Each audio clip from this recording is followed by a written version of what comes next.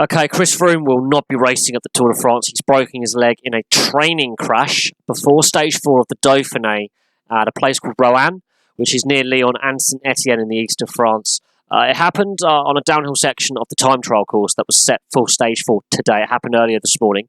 The crash obviously has happened downhill, and that would have been at very high speed. The time trial bikes they use in tour cycling are actually different from the standard road race bikes that they use. They're even more lightweight, which means they can go at quite some pace. What we do know is he's broken his thigh bone, he's broken his femur, and he's in it's a serious accident. It's not just like he's fractured. He's badly broken his leg. And this happened. This is not the first time this has actually happened to a cyclist in a training run. It's happened quite frequently. It happens more frequently than people realise. But this is a very high-profile figure in Chris Froome. He's one of the favourites for the Tour de France, obviously. His teammate to Geraint Thomas, who won last year. He's aiming to win it a 5th time.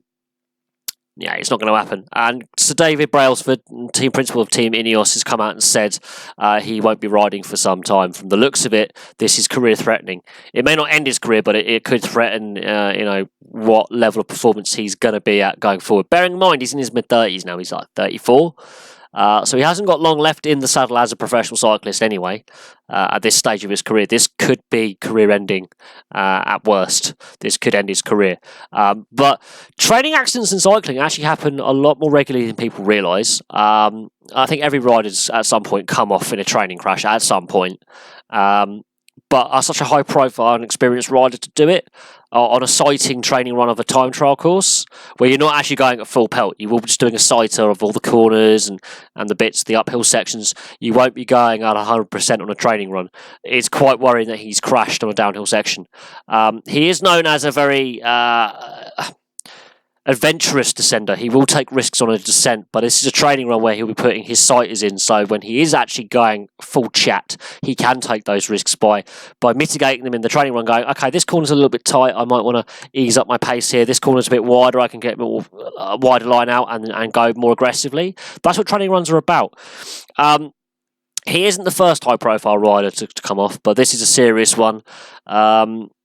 He looks likely to be transferred to a specialist unit in either Lyon or Saint Etienne, because the hospital he's at doesn't have all the equipment necessary, but he's not going to be racing anytime soon. What does this mean for the Tour de France? Well, Geraint Thomas has lost a valuable teammate, and vice versa. Geraint Thomas is normally a support rider for Chris Froome, and it was switched last year because Geraint Thomas really, hit through and got through and had his breakthrough season. Domestique, super domestique is the term. Chris Froome is a super domestique if he is a support rider for another rider that's chosen to be the guy. And last year it was Geraint Thomas, and he supported him very well in 3rd place. So it now weakens Team Ineos going forward because they've lost one of their key strike riders. One of their key riders, in Chris Froome, the team leader, is not there. And Geraint Thomas has lost a valuable teammate if he wants to retain his yellow jersey. Now, we know about the controversy surrounding cycling and doping, and Chris Froome is a very controversial figure. But if you are a cycling fan and you want to see a very competitive Tour de France, without Chris Froome, it changes the dynamic of the Tour. It changes how teams are going to approach it in targeting Geraint Thomas. Geraint Thomas is now in a weaker position because he's lost a super domestique. But it also means Geraint Thomas is going to be the chosen rider by Team Ineos to go for the yellow jersey. So from day one, Geraint Thomas is the man that the team are going to support. It changes the dynamic in the team, but it also changes the dynamic of the Tour and how other teams are going to approach attacking Team Ineos and attacking to go for yellow and the polka dot and the young rider and the green jersey. It's going to change how teams attack those various jerseys, especially the yellow jersey, and what teams decide to go for breakaways and what teams decide to go for the long game in the peloton and control the pace. It's going to affect how Team Ineos operate. Also, Chris Froome, this could be career-ending. Now, we know I've been very critical of Chris Froome and the doping allegations and the rumours about him. I've been very critical of Chris Froome this channel, and I used to love cycling with a passion, and I do like watching the Tour de France. It is, it is what it is. I love the sport of cycling, but it has been tarnished by doping allegations.